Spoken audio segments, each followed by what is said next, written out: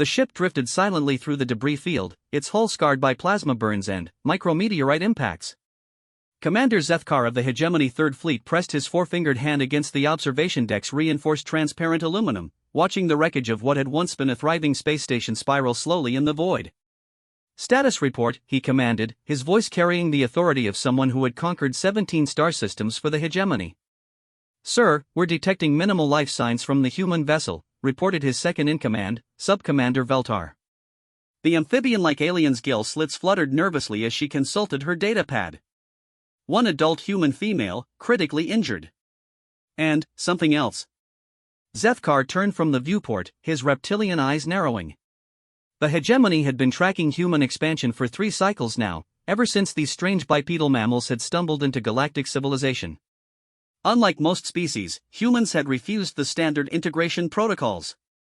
They insisted on maintaining their independence, their chaotic governmental systems, their unpredictable cultural practices.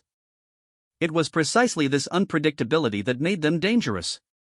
The Hegemony Council had finally authorized military action to bring humanity into compliance. This Outer Rim colony had been selected as an example to the others. "What kind of life sign?" Zethkar asked. Veltar hesitated. "Unknown, sir. The readings are inconsistent. Sometimes the signature appears to be another human, but smaller. Sometimes it barely registers at all. Our sensors are having difficulty maintaining a lock." The commander's tail lashed behind him, a sign of irritation. Hegemony sensors were the finest in the galaxy, capable of detecting and cataloging life forms from 3 light-years away. Nothing should be able to confuse them. "Prepare a boarding party," he ordered. "Full environmental suits. We'll investigate personally." 20 minutes later, Zethkar led a squad of 6 Hegemony shock troopers through the airlocks of the damaged human vessel. The ship was a civilian transport, nothing remarkable by galactic standards. Its corridors were narrow by Hegemony measurements, designed for the smaller human frame, and the artificial gravity felt uncomfortably light. Emergency lighting cast eerie shadows as they moved through the vessel. Zethkar's soldiers were veterans of 100 boarding actions, their weapons ready, their movements precise and coordinated. Yet something felt wrong. The ship was too quiet, too still. Even damaged vessels usually hummed with residual power systems and life support. They found the woman in what appeared to be a medical bay. She was unconscious, connected to primitive human life support equipment that beeped weakly in the dim lighting. Her dark skin was pale from blood loss, and multiple injuries suggested she had fought hard before succumbing to whatever had destroyed the station. "Scan her," Zethkar ordered. Trooper Kavlan aimed his bioscanner at the woman and frowned. "Sir, I'm reading 2 life signs. 1 human adult female, severely injured. 1 human juvenile, but the readings keep fluctuating." "Show me." Kavlan's scanner indicated a space behind a partially open door at the far end of the medical bay. Zethkar approached cautiously, his weapon ready. Through the gap, he could see what appeared to be a small human child huddled in the corner of what looked like a storage compartment. The child appeared to be female, perhaps 8 or 9 years by human standards. Her brown hair was tangled, her clothes torn and dirty. She clutched something in her arms, but Zethkar couldn't make out what it was in the poor lighting. "Come out," he commanded in Standard Galactic, then repeated the order in the human language his translators had provided. "You will not be harmed if you comply." The child looked up at him with large, dark eyes that seemed far too old for her face. She didn't move. "Sir," Veltar's voice crackled through his comm unit from the ship. "I'm detecting massive energy fluctuations from your location. What's your status?" Zethkar glanced at his readings. His suit sensors showed normal background radiation, standard atmospheric composition, no energy weapons or unusual technology. "Negative, Sub-Commander. All readings normal here." He looked back at the child. She was watching him intently now, and he could see what she was holding. It appeared to be some kind of small animal, possibly a pet. The creature was unlike anything in the Hegemony's biological database, with soft gray fur and large eyes. "What is your designation, young human?" Zethkar asked, modulating his voice to what he hoped was a less threatening tone. The child tilted her head slightly. When she spoke, her voice was barely above a whisper. "My name is Lucy." This is my friend, Mittens. Are you here to help Mama? Zethkar glanced back at the unconscious woman. The child's mother, presumably. Your maternal unit requires medical attention that we can provide. But, you must come with us. Lucy hugged the small animal closer. Mittens says he doesn't trust you. Trooper Kavlan snorted with amusement. Sir, the juvenile appears to believe the animal can communicate. Human children often engage in imaginative play, Veltar's voice informed them through the comb. It's a documented aspect of their psychological development. Zethkar nodded. He had reviewed the briefings on human behavior. Their young were known for their creativity and tendency to anthropomorphize objects and animals. It was considered harmless, even beneficial to their development. Lucy, he said patiently, your friend cannot actually speak. Animals do not possess language capabilities. The child's eyes seemed to flash with something that might have been anger. You're wrong. Mittens is very smart. He says you smell like the metal men who hurt Mama. Zethkar felt a chill that had nothing to do with the ship's failing environmental systems. His soldiers had indeed attacked the station, though he couldn't understand how a child would know that from scent.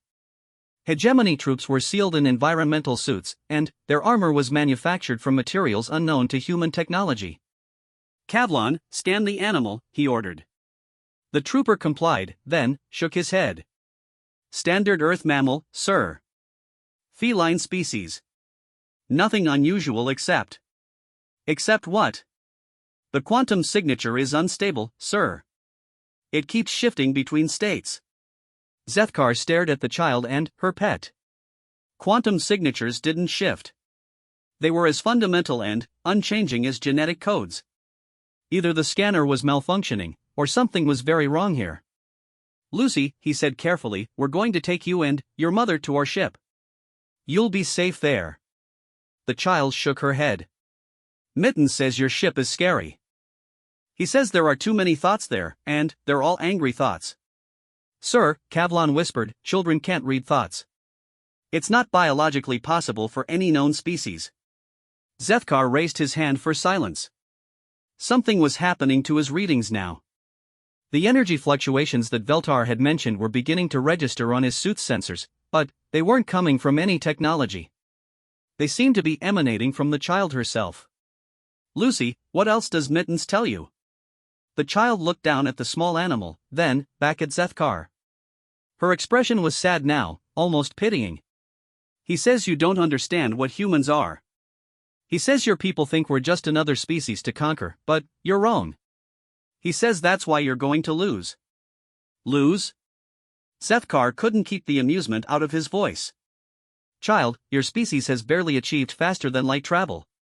The hegemony controls thousands of systems. We have fleets that could reduce your homeworld to ash. Lucy nodded solemnly. I know. Mittens showed me. But he also showed me something else. The child stood up, still clutching the animal, and, suddenly, the storage compartment seemed brighter. Zethkar looked around, trying to identify the source of the new illumination, but it didn't appear to be coming from anywhere specific. The light simply was. He showed me that thinking and dreaming and imagining aren't just things humans do. They're things humans are. And, when you try to hurt humans, you're not just fighting people. You're fighting every story they ever told, every dream they ever had, every impossible thing they ever believed in. Zethkar's suit alarms began chiming. His sensors were detecting energy readings that exceeded the parameters of his equipment. The temperature in the compartment was rising, though his environmental controls showed no system failures. What are you talking about, child? Lucy smiled then, and it was the saddest smile Zethkar had ever seen. Mittens is going to show your friends what happens when you threaten a human child. He's going to show them what we really are. The animal in her arms turned to look directly at Zethkar.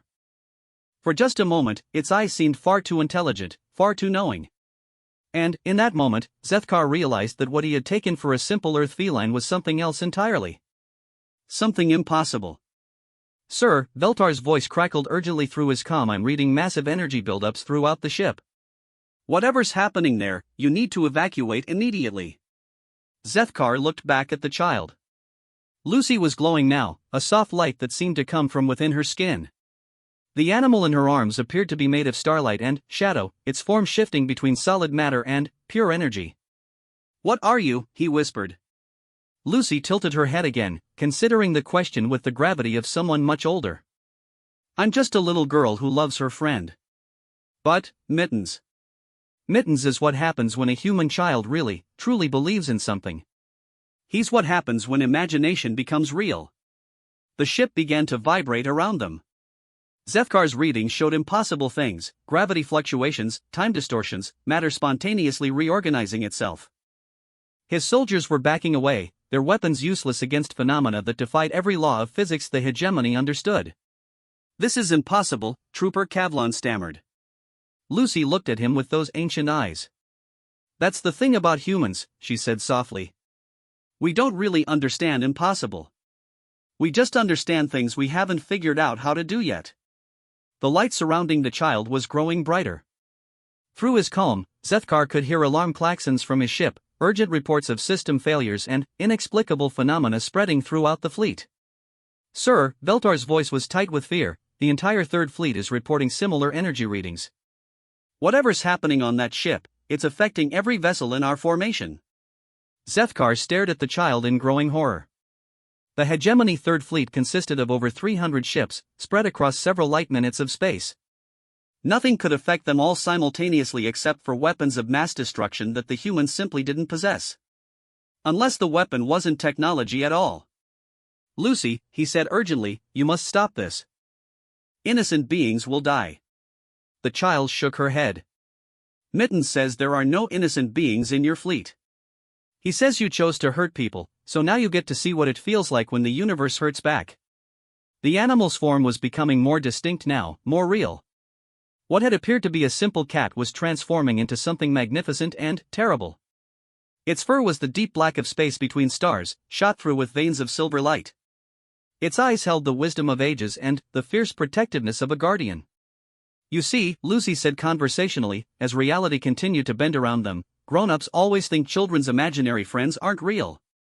But they never stop to ask what real actually means.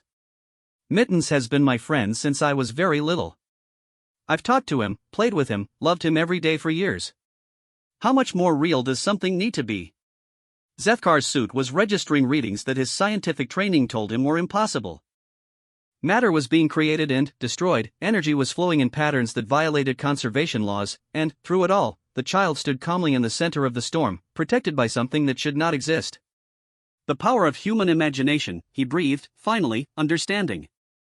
Lucy nodded. "Mittens says you're beginning to learn. But it might be too late for your friends."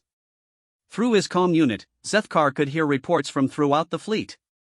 Ships were reporting gravity failures, impossible geometric spaces appearing in their corridors, crew members claiming to see creatures from their home world's mythology walking through sealed bulkheads. The child's imagination wasn't just affecting her immediate vicinity. Somehow, it was reaching out across space, touching every mind in the hegemony fleet and making their deepest fears manifest. "How?" he whispered. Lucy shrugged, a perfectly normal gesture from a perfectly normal child who was casually violating the fundamental laws of reality. "Mittens says humans dream differently than other people. When other species imagine things, they know they're imagining. But humans forget the difference sometimes. And when a human really, truly believes in something." She trailed off, leaving the implication hanging in the air. Zethkar's world was ending. Not just his mission, not just his career, but his entire understanding of how the universe worked. The hegemony's power was built on technological superiority, on the assumption that the laws of physics applied equally to all species. But humans, it seemed, had never gotten that message. The child looked at him with something that might have been pity. "Mittens wants to know if you'd like to leave now. He says he'll let you go if you promise never to hurt humans again." Around them, the ship was becoming something new. The walls were shifting, taking on impossible colors and geometries. Through the deck plating, Zethkar could see stars, but they were the wrong stars, arranged in patterns that hurt to contemplate. His soldiers were openly fleeing now, their discipline broken by phenomena that their training had never prepared them for. Only Zethkar remained, transfixed by the sight of a human child rewriting reality through the sheer power of belief. "What message should I give the Hegemony Council?" he asked. Lucy considered this seriously, consulting the creature in her arms. Mittens says to tell them that humans aren't like other species. He says we don't just live in the universe. We change it by being in it. And, if they try to hurt us, they'll have to fight not just our ships and soldiers, but every dream, every story, every impossible thing we've ever imagined. She paused, then added with a child's simple honesty, he says that's a fight they can't win. Zethkar looked around at the impossible space surrounding them, at the reality that a child's love for her imaginary friend had somehow made real. For the first time in his long military career, he felt true fear. Because he was beginning to understand that for humans, there might not be any such thing as imaginary at all. Commander Zethkar stumbled through the corridors of his flagship, the Dominion's Edge, his mind reeling from what he had witnessed aboard the human vessel. His soldiers had barely managed to extract him and the unconscious human woman before the ship had become completely uninhabitable. As for the child and her impossible companion, they had simply vanished in a burst of silver light, leaving behind only the echo of a little girl's laughter. The command center of the Dominion's Edge was in chaos. Officers from dozens of different hegemony species clustered around holographic displays, their voices raised in arguments conducted in 17 different languages.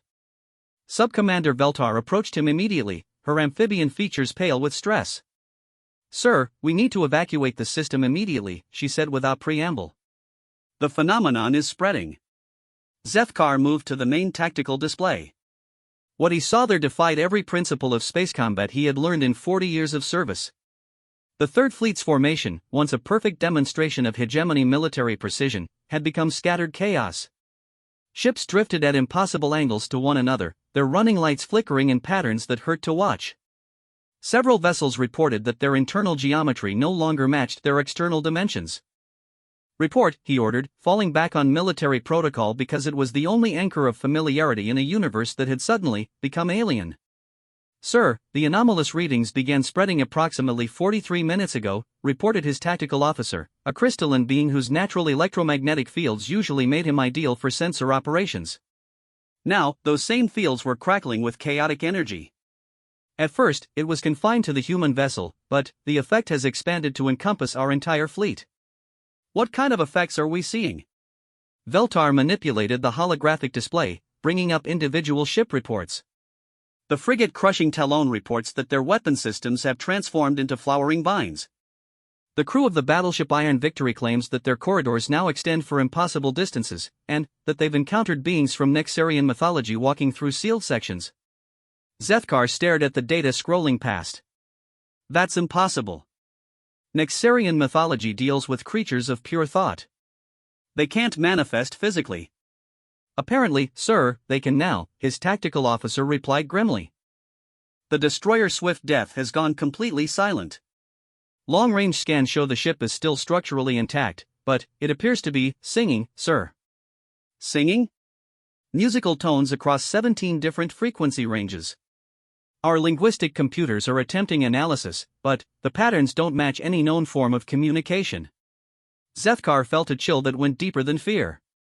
He was beginning to understand what the child had tried to tell him.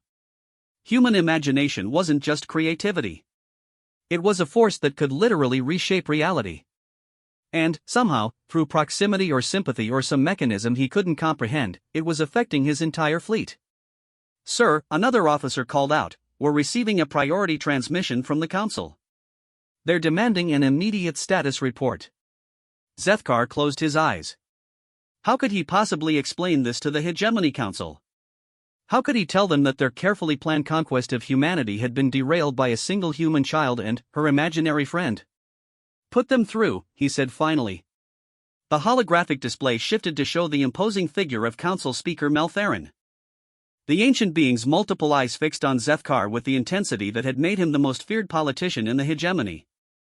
"Commander," Maltherin's voice carried the weight of absolute authority, "your mission was to demonstrate hegemony superiority to the human colonies.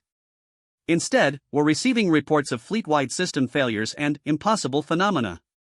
"Explain." Zethkar straightened to attention. "Council Speaker, we have encountered an unexpected capability among the human population.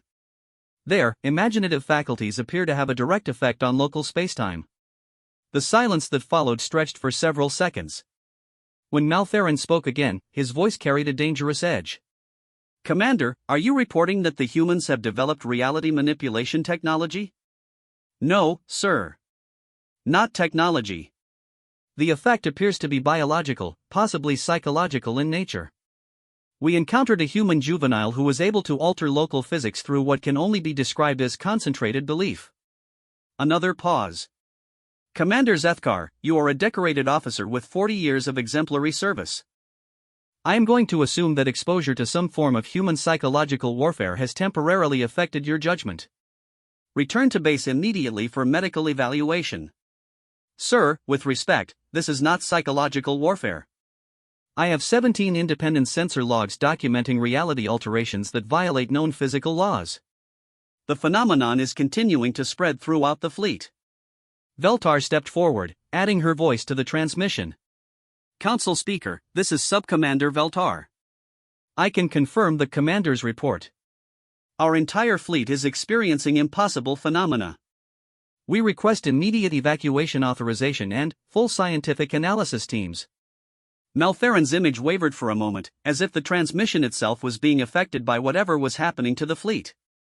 When it stabilized, his expression had changed from anger to something approaching concern. Commander, you are ordered to maintain position and gather detailed intelligence on these alleged phenomena. The hegemony does not retreat from primitive species regardless of unusual circumstances. Sir, I respectfully request you reconsider that order. Whatever we're dealing with here, it's beyond our current understanding. We need the transmission cut off abruptly. At the same moment, alarms began sounding throughout the bridge. Zethkar turned to his tactical officer, who was staring at his displays in obvious confusion. Sir, I'm reading massive gravitational anomalies throughout the system. Spacetime appears to be folding. On the main display, the local star was beginning to change. Its normal yellow-white radiance was shifting through colors that had no names, and, around its corona, shapes were becoming visible. Vast forms that might have been ships, or buildings, or creatures moved in stately procession around the stellar surface. Analysis, Zethkar demanded. Unknown, sir. The shapes appear to be solid matter, but they're existing at temperatures that should vaporize any known substance. Also, sir, they appear to be moving in formation. Deliberate formation. Veltar looked up from her station, her gill slits fluttering rapidly. Sir, I'm detecting hundreds of human life signs throughout the system. But that's impossible. Our intelligence reports indicated this system had a maximum population of 12,000 humans, mostly concentrated on the orbital station we destroyed. Where are the readings coming from? Everywhere, sir. The asteroid belt, the gas giant's moons, empty space. And, sir, the readings are unusual. They register as human, but also as something else. Something our computers can't classify. Zethkar stared at the impossible vista before them. The human child's words echoed in his memory. When you try to hurt humans, you're not just fighting people. You're fighting every story they ever told, every dream they ever had, every impossible thing they ever believed in. Get me a comm channel to the human colony ship, he ordered. Sir, the colony ship was destroyed in the initial assault, Veltar reminded him. Then, get me a channel to wherever the child went, he snapped. I don't care if it violates communications protocols. Find her. His communications officer, a spider-like being with natural quantum entanglement capabilities, worked frantically at his console. After several minutes, he looked up with an expression of bewilderment. Sir, I'm detecting what might be a communication signal, but it's not following any known transmission protocols. It appears to be traveling through dimensions that don't technically exist. Put it through. The main display flickered, and, suddenly, they were looking at the interior of what appeared to be a vast garden. Flowers grew in impossible colors, and trees stretched upward into a sky that showed 3 different suns. In the center of this paradise sat Lucy, the human child, still cradling her transformed companion. Around her, other figures were visible, humans, but also creatures from story and legend, all coexisting in harmony. Hello again, Lucy said, her voice carrying clearly across whatever medium was enabling this communication. Mittens says you look scared. Zethkar found his voice with difficulty. Where are you, child? Lucy looked around at her surroundings as if considering the question carefully. Mittens says we're in the place where human dreams live. He says every time humans imagine something, they add a little piece to this place. It's gotten very big over the years. That's impossible. Imagination cannot create physical space. The creature in Lucy's arms raised its head to look directly at Zethkar through the display. When it spoke, its voice was like distant thunder and the whisper of wind through trees. "Commander of the failing ships," it said, "you persist in declaring things impossible even as they manifest before your eyes. This is why your people will never understand ours." Zethkar felt his worldview cracking like overstressed metal. "What are you?" "I am what I have always been, a friend to a child who needed one. But I am also the accumulation of every story humans have told about companions who never abandon those they love, every dream of a friend who will face any danger to protect the innocent." The creature's form shifted slightly, becoming more defined. Zethkar could see now that it wasn't quite a cat, wasn't quite anything from any planet he knew. It was something new, born from the intersection of human imagination and desperate need. "Your species understands power as dominance," the creature continued. "You conquer, you control, you enforce your will through superior technology. But humans understand a different kind of power. They understand the power of belief to reshape reality itself." Around Lucy, the garden was growing. Zethkar could see other human children now, and adults too, all of them accompanied by beings that should not exist. A man sat beneath a tree, sharing a quiet conversation with a dragon no larger than his hand. A woman walked along a path beside a figure that seemed to be made of living light. "This is where humans go when they dream," Lucy explained. "Most of the time, they don't stay long. They wake up and go back to the regular world. But sometimes, when they really need it, the dream world comes to them instead." "Sir," Veltar whispered urgently, "our fleet sensors are detecting massive power buildups throughout the system. Whatever that place is, it's beginning to manifest in normal space." On the tactical display, Zethkar could see the truth of her words. The impossible structures around the star were becoming more solid, more real. And they were moving, flowing outward through the system like a tide of transformed reality. "You attacked our home," Lucy said, her voice carrying a note of sadness. "You hurt people we loved." So Mittens called to all the other friends, all the guardians and heroes and champions that humans have ever believed in. "They're coming to help." The display showed impossible things, vast beings of crystal and flame moving through vacuum, ships that appeared to be grown rather than built, armies of figures from human mythology and legend. All of them converging on the hegemony fleet. "What do you want from us?" Zethkar asked. Lucy tilted her head, consulting with her companion. "Mittens says it's simple. Leave. Don't ever come back. And tell your council that humans aren't alone in the universe anymore. We have friends now. Friends they can't possibly understand." The creature looked directly at Zethkar through the display. "Your people believe that consciousness is a byproduct of complex matter. You think imagination is simply a misfiring of neural pathways. But consciousness creates reality, Commander. Imagination shapes the universe itself. And humans have more of both than any species you have ever encountered." Around the garden, Zethkar could see the gathering host of impossible beings. Dragons that breathed starlight, warriors from the dawn of human history, creatures of pure myth made manifest through millennia of storytelling. All of them real because humans had believed in them strongly enough, loved them deeply enough, needed them desperately enough. "This is madness," he whispered. "No," Lucy said gently. "This is magic. Real magic, the kind that happens when someone believes so hard that the universe has no choice but to listen."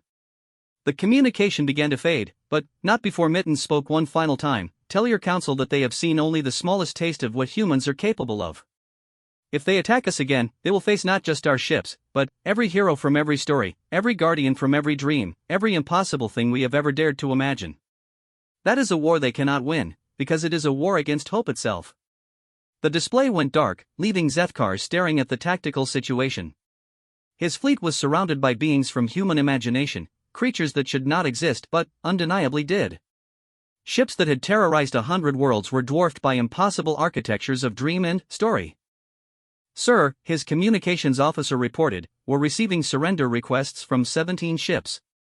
Their commanders report that their weapons have been transformed into musical instruments, their armor has become flowering gardens, and their crew quarters now contain playgrounds for human children who claim to be visiting from something called the Land of Make-Believe." Zethkar closed his eyes. the greatest fleet in hegemony history had been defeated not by superior technology, but by a little girl's imaginary friend. And the terrifying thing was, he was beginning to understand that from a human perspective, there was no contradiction in that statement whatsoever. "Signal the fleet," he ordered quietly. "All ships, begin immediate withdrawal from this system." "Sir," Veltar protested, "the Council ordered us to maintain position." Zethkar looked at her, his expression grim. "The Council doesn't understand what we're facing here.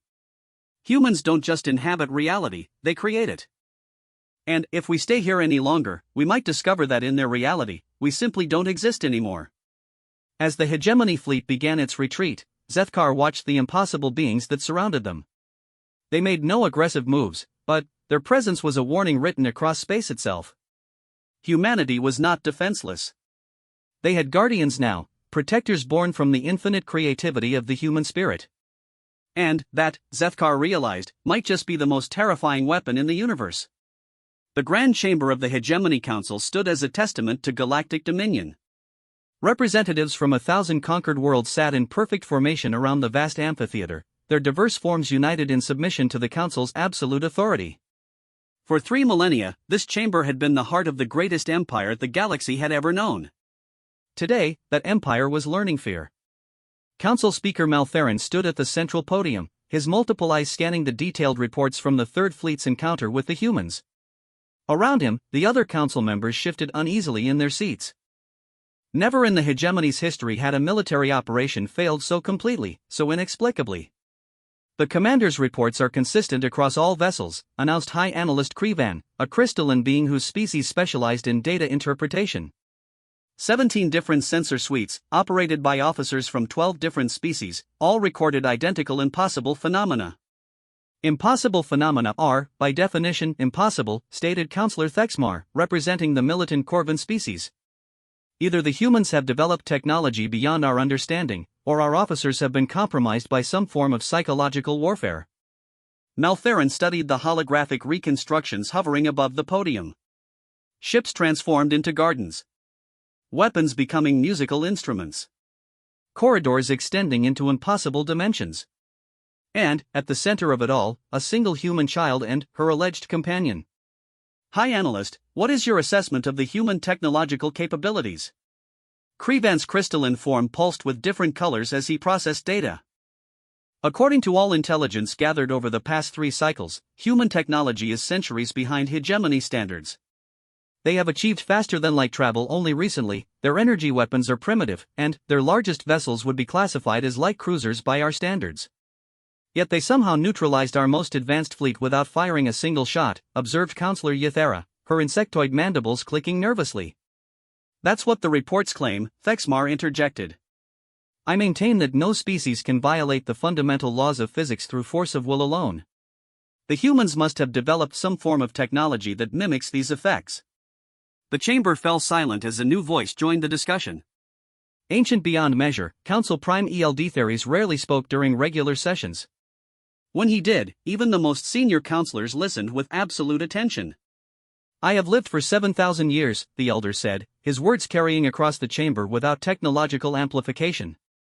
"I have witnessed the rise and fall of 43 galactic civilizations. I have seen wonders and terrors beyond your comprehension. And I have never encountered anything like these reports." He gestured toward the holographic displays. "Consider the evidence.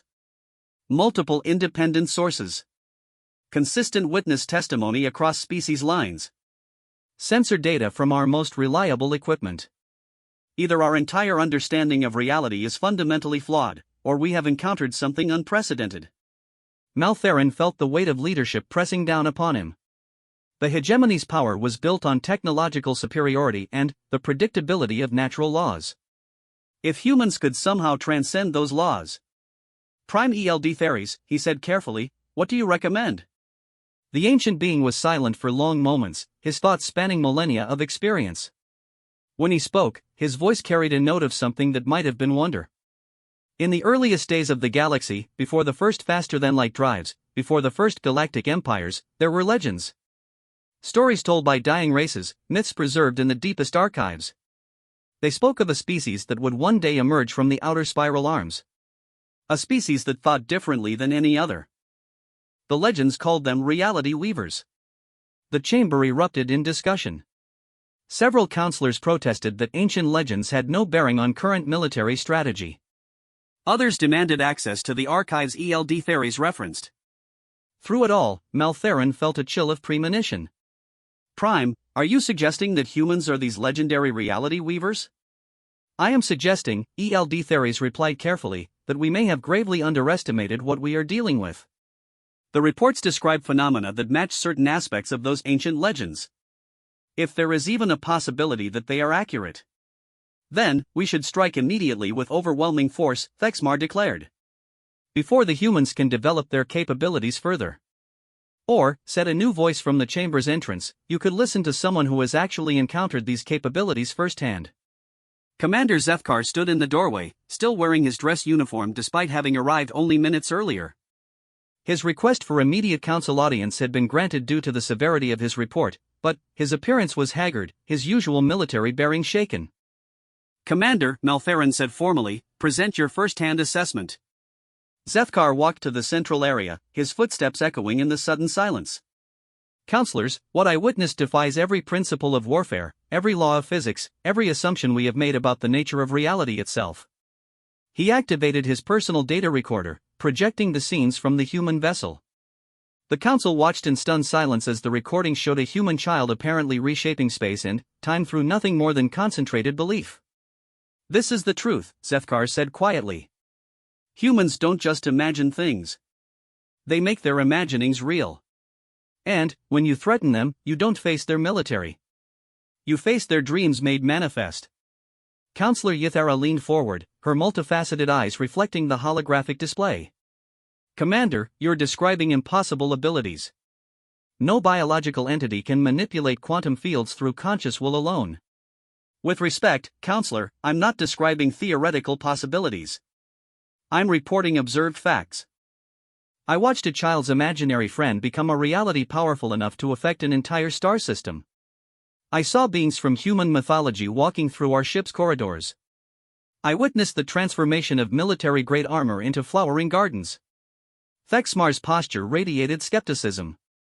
Even accepting these claims, the humans are still a primitive species. Their population is limited, their technology crude. Whatever trick they've developed, it cannot stand against the full might of the hegemony. Zethkar turned to face the militant counselor directly. Counselor Thexmar, how many beings does the hegemony command?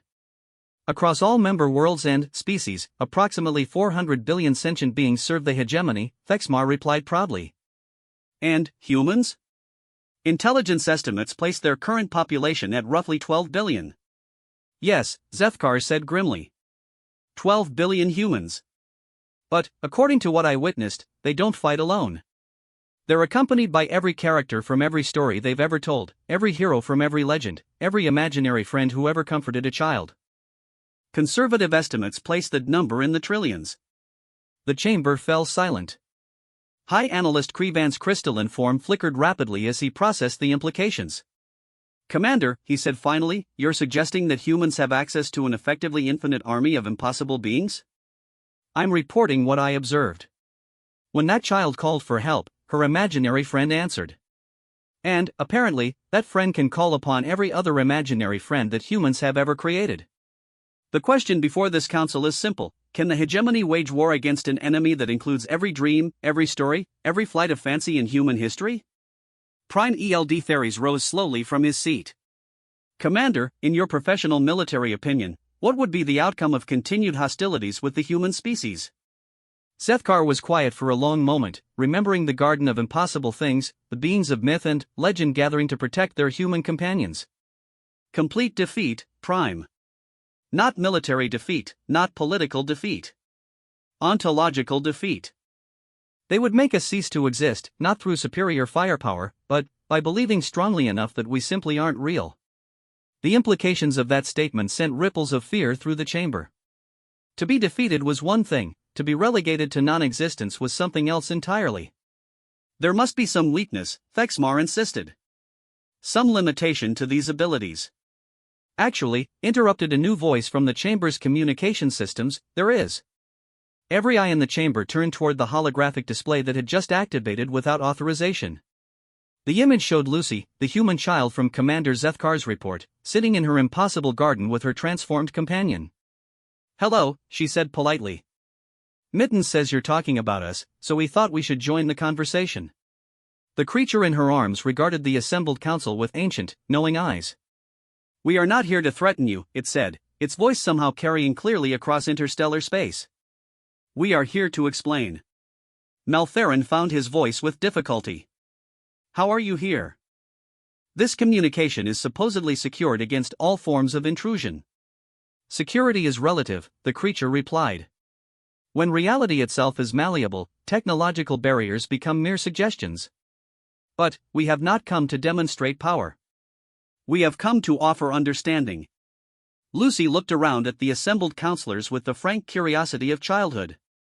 "Mittens says you're scared because you don't understand what humans are. He says that's okay, because most humans don't really understand either." "Then, explain it to us," Prime ELD Theres said, his ancient voice carrying genuine interest. The creature's form shifted slightly, becoming more distinct and, somehow more real. "Your species, all your species, experience consciousness as a byproduct of complex matter. You believe that mind emerges from brain, that thought follows physical law. This is not incorrect, but it is incomplete." "How so?" High Analyst Krevan asked, his scientific curiosity overriding protocol. "Humans experience consciousness as a fundamental force, like gravity or electromagnetism. For them, thought does not merely observe reality, it participates in creating it. This is why their children have imaginary friends who become real. This is why their stories become true. This is why their dreams reshape the universe." Lucy nodded seriously. When humans imagine something, they're not just making it up. They're finding it. All the stories, all the dreams, all the made-up things, they all exist somewhere. Humans just happen to be really good at visiting those places. Are you claiming that all human fiction is somehow real?" Counselor Ythera demanded. "Not real in the way you understand the term," the creature explained patiently. "But not unreal either. Humans exist in multiple dimensions of possibility simultaneously. When they tell stories, they're mapping territories in spaces that other species cannot perceive." Zethkar stepped forward. "The weakness you mentioned?" The creature's gaze turned to him, and, for a moment Zethkar felt the full weight of something vast and compassionate looking at him through impossibly intelligent eyes. "Humans are, as you noted, only 12 billion individuals. Their abilities require belief, and belief requires conscious minds to sustain it. They are not gods, Commander. They are simply a species that has learned to dream reality into existence." "Which means?" Maltheron prompted. "Which means they can be overwhelmed, if you are willing to pay the price. If the hegemony committed its full resources to the destruction of every human in existence, if you were willing to sacrifice perhaps 90% of your forces in the process, you could succeed." The chamber was silent as the counselors absorbed this information. However, the creature continued, doing so would fundamentally alter the nature of reality itself. Humans are not just reality weavers, they are reality's immune system. They exist to maintain the balance between order and chaos, between possible and actual. Remove them, and the universe itself begins to unravel. Lucy looked directly at Maltheron with those impossibly old eyes. "Mittens says you have a choice. You can try to conquer humans and watch everything fall apart. Or you can learn to coexist with us and maybe learn some wonderful things you never imagined." Prime ELD Theres rose slowly, his ancient form trembling with either age or emotion. "Child, what would coexistence look like?" "Peace," Lucy said simply. "Humans don't want to conquer anyone. We just want to explore and learn and tell stories and make friends. If you leave us alone, we'll leave you alone. If you want to be friends, Mittens says we'd like that too." The creature nodded. Humans have much to teach about the malleability of reality, and much to learn about the stability that other species provide. The universe is vast enough for both approaches to existence. As the communication began to fade, Lucy waved cheerfully at the assembled council. "Oh, and Mittens wants me to tell you that the really dangerous humans aren't the children with imaginary friends. They're the adults who still believe in them. The display went dark, leaving the Hegemony Council alone with the most important decision in their 3,000-year history. They could choose war against an enemy that could literally dream them out of existence, or they could choose peace with a species that might just teach them to see the universe in an entirely new way. The choice, as Lucy had said, was simple.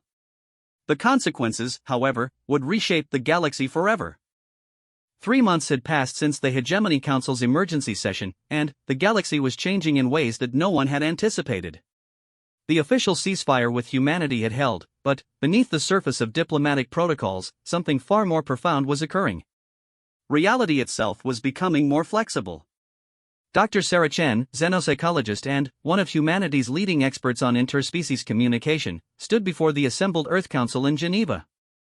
Her presentation was being transmitted simultaneously to human colonies across 17 star systems, and, through carefully monitored channels, to several hegemony observation posts. "The phenomenon is spreading," she reported, her voice steady despite the magnitude of what she was describing. "We now have documented cases of reality manipulation occurring among non-human children who have been exposed to human populations." Admiral Harrison, head of Earth's Defense Forces, leaned forward in his seat. "Explain." 3 days ago, on the joint research station Harmony's Dream, a young hegemony child from the Veltari species created what can only be described as a pocket dimension filled with water from her homeworld's ancient oceans.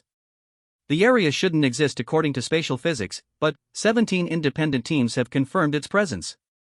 Chen manipulated the holographic display, showing images of impossible architecture growing from what should have been empty space. The child was playing with human children at the time.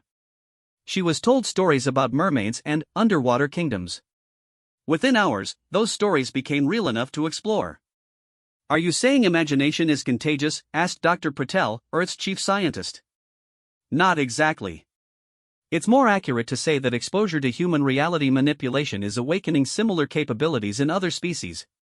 The effect seems strongest in children, but we're seeing isolated instances among adults as well." Admiral Harrison's expression was grim. "What's the hegemony's response?" "Panic, mostly," Chen admitted. "Their entire civilization is built on the predictability of physical laws. When those laws become suggestions rather than rules, it threatens their fundamental understanding of existence." As if summoned by her words, the chamber's communication system activated. The familiar figure of Commander Zethkar appeared in the holographic display, but he looked different now. More weary, more thoughtful, as if the events of the past months had aged him considerably. "Dr. Chen," he said without preamble, "I'm requesting an immediate consultation. We have a situation." Chen nodded to Admiral Harrison, who authorized the communication channel. "What kind of situation, Commander?" "The kind that threatens to tear apart the fabric of spacetime," Zethkar replied grimly. "We need human expertise, and we need it immediately." 2 hours later, Chen found herself aboard a hegemony transport ship, traveling at impossible speeds through a region of space that shouldn't exist. Through the viewports, she could see stars arranged in patterns that hurt to contemplate, and, between them, massive structures that appeared to be grown rather than built. "It started small," Zethkar explained as they traveled. A few hegemony children on worlds with significant human populations began exhibiting reality manipulation abilities. "We thought it was contained, manageable. We were wrong." The ship shuddered as they passed through what appeared to be a wall of crystallized music. Chen checked her instruments, but they registered nothing. Whatever they had just passed through existed in dimensions her equipment couldn't measure. "Commander, what exactly are we heading toward?" Zethkar was quiet for a moment. Kethmara was the hegemony's most important industrial world. 15 billion beings lived there, working in perfect harmony to produce the technology that keeps our civilization running. It was a model of order, efficiency, and predictability. Was? 3 days ago, a human exploration vessel stopped there for supplies. They had children aboard, families of colonists heading for the outer rim. The local hegemony children were curious about their human counterparts. They played together for exactly 4 hours and 17 minutes. The ship emerged from whatever impossible space they had been traversing, and Chen gasped at what she saw. Where a planet should have been, there was instead something that defied description. Part world, part impossible architecture, part living organism. Cities floated in mid-air, connected by bridges made of solidified light. Oceans float upward into the sky, where they became clouds that rained upward onto floating islands. Dear God, she whispered. The children began telling stories, Zethkar continued, his voice hollow. Human children, sharing their favorite tales with young hegemony beings who had never heard anything like them. Stories about flying cities and living buildings, about worlds where the laws of physics were just suggestions. By the end of the day, those stories were beginning to manifest. Chen stared at the impossible world before them. How many beings were affected? All of them. 15 billion creatures are now living in a reality that operates according to the combined imagination of approximately 300 children from various species. The local spacetime is so distorted that our ships can barely maintain structural integrity.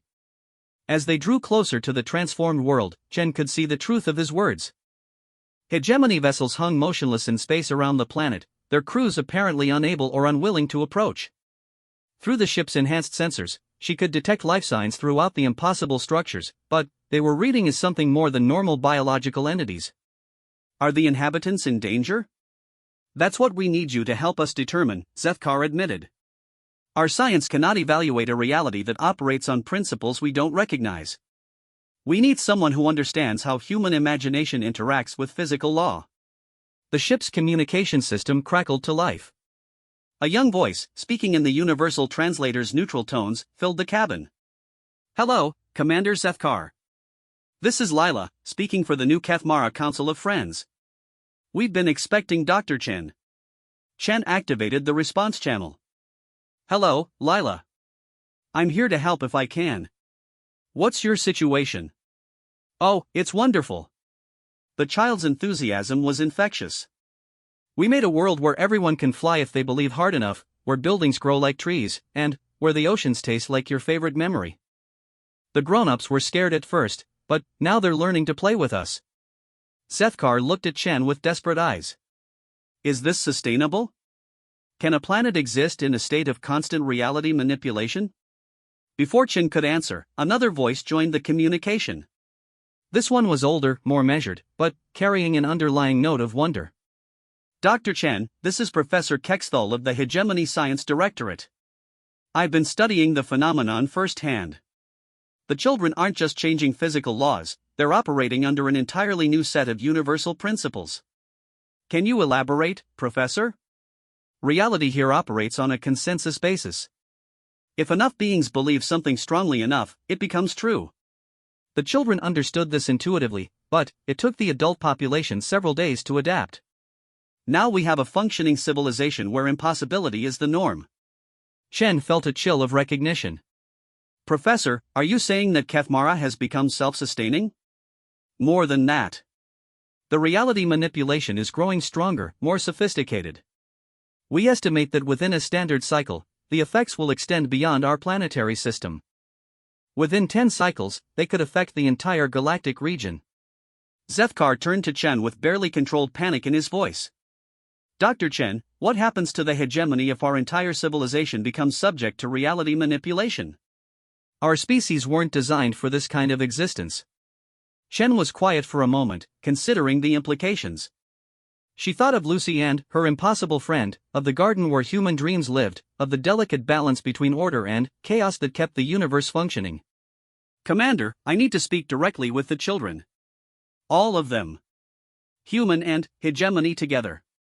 The communication channel expanded, and suddenly, Chen was connected to hundreds of young voices from dozens of different species. The cacophony was overwhelming at first, but gradually resolved into something approaching harmony. Children, she said, her voice carrying the authority of someone who had spent her career studying the intersection of psychology and physics, what you've created is beautiful, but it's also dangerous. Reality manipulation on this scale can have consequences that extend far beyond your world. A young human voice, clear and confident, responded. We know, Dr. Chen. That's why we called you. We need to learn how to control it. Can you tell me how many of you are participating in the reality manipulation? All of us, replied a chorus of voices. Every child on the planet, and most of the adults now too. We're all friends here. When friends imagine things together, they become more real. Zethkar leaned forward. Children, some of the adults in my fleet are very frightened. Can you help them understand what's happening? There was a moment of conference among the voices, then, young Lila spoke for the group. Commander, we can show them, but they have to want to see. Fear makes imagination hard. Love makes it easy. What do you mean? A new voice, older and, carrying unmistakable wisdom, joined the conversation. Chen recognized it immediately, Mittens, the impossible companion who had started this all. Commander Zethkar, the creature said, your people approach reality as something to be controlled, conquered, forced into submission. Human children approach it as something to play with, to explore, to befriend. The difference in perspective creates the difference in capability. But, how do we coexist? Zethkar asked desperately. How can beings who require predictable physics live alongside those who treat physics as a creative medium? The answer came not from Mittens, but from Professor Kexthal, the hegemony scientist who had been studying the phenomenon firsthand. Commander, I believe I have a solution, but it requires a fundamental shift in how the hegemony approaches existence itself. Explain. The children have discovered that reality manipulation works best when multiple consciousnesses cooperate. But cooperation requires understanding, trust, and mutual respect. If the hegemony can learn to participate in consensus reality rather than trying to dominate it, we could become partners with the humans, Zethkar finished, his voice filled with wondering possibility. Not rulers and subjects, but collaborators in shaping reality itself. Young Lila's voice returned to the channel, bright with excitement. That's exactly what we were hoping you'd say. We've been waiting for the grown-ups to understand. Chen felt a smile spreading across her face. Children, are you saying you deliberately created this situation to force our species to cooperate? The collection of young voices burst into giggles. Through their laughter, she could hear the echo of something vast and benevolent, something that had been guiding this process from the beginning. Dr. Chen, Mittens said, amusement clear in his ancient voice, did you really think that beings capable of reshaping reality would do so accidentally? This has been a very carefully orchestrated introduction to the true possibilities of existence. As Chen stared out at the impossible world before them, she realized that humanity's first contact with galactic civilization had been far more significant than anyone had imagined. They hadn't just encountered an alien empire, they had begun the transformation of reality itself. And they were only getting started. The question now was whether the universe was ready for what came next. 1 year after the first manifestation of Lucy and Mittens, the galaxy had become unrecognizable. What the historians would later call the reality awakening had spread far beyond anyone's initial projections, transforming not just isolated worlds but the fundamental nature of interstellar civilization itself. Dr. Sarah Chen stood in the observation lounge of the collaborative research station Harmony's Dream, watching impossible things become routine. Through the transparent aluminum viewport, she could see ships that appeared to be grown from crystallized music, space stations that existed in 7 dimensions simultaneously, and trade routes that followed the dreams of sleeping navigators rather than the cold mathematics of gravity wells. The integration is proceeding faster than our most optimistic projections, reported Dr. Kexthal, the former hegemony scientist who had become one of the galaxy's foremost experts on consensus reality. His species' natural crystalline structure had adapted to reality manipulation with surprising ease, allowing him to exist simultaneously as both matter and living mathematics. Any resistance? Chen asked, though she suspected she knew the answer. Less than 3% of the galactic population still maintains what we now call rigid reality syndrome, Kexthal replied. And, even among those individuals, we're seeing gradual adaptation. Apparently, prolonged exposure to consensus reality eventually overrides most species' biological limitations. Chen nodded, consulting her datapad. The statistics were remarkable. Over 400 billion sentient beings across 1,200 worlds had now developed some degree of reality manipulation capability. What had begun as a uniquely human trait was rapidly becoming the standard mode of existence for galactic civilization. Dr. Chen, a familiar young voice called from the lounge's entrance. Chen turned to see Lucy walking toward them, but the child was no longer quite the same being who had first encountered Commander Zethkar. Exposure to galactic civilization had changed her, just as her presence had changed everyone else. She was still recognizably human, still clearly a child, but she now existed partially in multiple dimensions, her form shifting subtly as she moved through spaces that normal physics couldn't accommodate. "Hello, Lucy," Chen said warmly. "How's the integration project proceeding?" "Really well," Lucy replied, her enthusiasm unchanged despite her expanded existence. We've got children from 217 different species working together now. The collaborative imagination is getting so strong that we accidentally created a new star system yesterday. Kexthal's crystalline form flickered with what Chen had learned to recognize as amusement. Accidentally? Lucy grinned. Well, mostly accidentally. We were trying to make a really good playground, and we got a little carried away. But it's okay. The new planets are perfect for the species that like high-gravity environments, and the star sings lullabies. Sings lullabies, Chen repeated, making notes. Even after a year of documenting impossible phenomena, she still found herself amazed by the casual way reality manipulators described their achievements. Oh yes, Lucy continued. Mittens suggested it. He said that if you're going to create a star, you might as well make it useful for everyone. As if summoned by his name, Mittens materialized in the lounge. The creature had evolved significantly since their first encounter, growing from a simple feline companion into something that resembled a living nexus of pure possibility. His form was stable now, but Chen could see the constantly shifting patterns of potential that surrounded him like an aura. Dr. Chen, Mittens said, his voice carrying harmonics that suggested vast intelligence, I wanted to thank you for your role in facilitating the integration process. I'm not sure I did much beyond observe and document, Chen replied modestly. On the contrary. Your work in establishing communication protocols between rigid reality species and consensus reality beings has been crucial. Without that foundation, the transformation process could have been catastrophic. Chen was quiet for a moment, considering the implications. Mittens, can I ask you something that's been bothering me for months? The creature's attention focused on her with an intensity that suggested she now had the complete attention of something vast and ancient. Of course. Was this always the plan? The reality manipulation, the transformation of galactic civilization, the integration of human imagination with universal physics? Did you orchestrate all of this from the beginning? Mittens was silent for a long moment, his form shifting through configurations that hurt to contemplate directly. When he spoke, his voice carried the weight of cosmic perspective.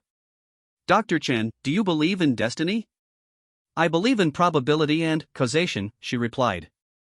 Destiny implies predetermined outcomes, and that contradicts everything I understand about quantum mechanics. Ah, but quantum mechanics operates under rigid reality, Lucy interjected. Under consensus reality, destiny becomes a collaborative project. Mittens nodded approvingly. Precisely. What you call destiny, we call inevitable narrative convergence. The universe tells itself stories, Dr. Chen. And some stories are so compelling, so fundamentally true, that reality itself conspires to make them manifest. And humanity's story was one of those? Chen asked. Humanity's story is one of those, Mittens corrected. The species that dreams reality into existence, that refuses to accept limitations, that insists on the impossible and makes it real through sheer force of imagination. That story was always going to emerge somewhere, someone. It just happened to emerge through human children and their imaginary friends. Kexthal's form pulsed with curiosity. What happens now? Where does the story go from here? Lucy looked up at the viewing port, where impossible things moved through space according to rules that were being written in real time by billions of cooperative minds. Mittens says we're just getting started. The galaxy was just the beginning. The beginning of what? Chen asked, though she wasn't entirely sure she wanted to know the answer. The universe is much bigger than one galaxy, Lucy explained patiently. And there are other universes beyond this one. Mittens says that once we've finished integrating consensus reality here, we'll start exploring those other places. Maybe we'll find other species that dream like humans do. Maybe we'll find realities that operate on completely different principles. Or maybe, Mittens added quietly, we'll discover that the entire multiverse is just another story waiting to be told. Chen felt a chill of cosmic vertigo. You're talking about reality manipulation on a universal scale. Eventually, Lucy agreed cheerfully. But don't worry, Dr. Chen. It'll take a really long time. Probably hundreds of years before we're ready for that kind of project. And, besides, we'll need lots of friends to help us. The communication system in the lounge activated, projecting the image of Commander Zethkar. The former hegemony military officer had changed significantly over the past year, adapting to consensus reality with surprising grace. His reptilian features now shifted periodically through configurations that reflected his emotional state, and his eyes held a depth of understanding that spoke of expanded consciousness. "Dr. Chen," he said, "we're receiving reports from the exploration fleet. They've made contact with another galactic cluster, approximately 200,000 light-years from our current position." "What kind of contact?" Chen asked. Zethkar's expression was carefully neutral. "The kind that suggests we're not the only region of space where reality manipulation has emerged. The beings they've encountered appear to operate under consensus reality principles, but with capabilities that exceed even our current standards." Lucy clapped her hands together excitedly. "Oh, that's wonderful. More friends." "Lucy," Chen said carefully, "what if these beings don't want to be friends? What if they see our reality manipulation as a threat?" The child tilted her head, considering the question with the seriousness it deserved. "Then, we'll have to show them that there's enough reality for everyone." Mittens says the universe is infinitely big, which means there's room for infinitely many different ways of existing. Mittens stepped forward, his form solidifying into something approximating his original feline appearance. "Dr. Chen, your species has given the galaxy an extraordinary gift, the understanding that reality is collaborative rather than fixed. But gifts are meant to be shared. And if sharing leads to conflict? Then, we'll imagine a better solution," Lucy said simply. "That's what humans do. When things seem impossible, we imagine ways to make them possible." Chen looked around the observation lounge at the representatives of what galactic civilization had become. Dr. Kexthal, existing as both matter and mathematics. Commander Zethkar, his consciousness expanded beyond the limitations of his original biology. Lucy and Mittens, the child, and her impossible friend who had started it all. And herself, a human scientist trying to document and understand a transformation that defied every category she had ever learned. "What about the beings who can't adapt to consensus reality?" she asked. "The ones with rigid reality syndrome? We'll take care of them too," Lucy replied. "Everyone deserves to exist in whatever way makes them happy. If some beings need reality to be predictable and unchanging, we can make spaces where it works that way." Mittens says diversity makes the story more interesting.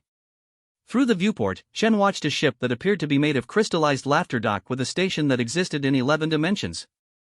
Nearby, a trade convoy of vessels that looked like living clouds exchanged cargo with merchants who had somehow tamed black holes to use as storage containers. This was the galaxy now.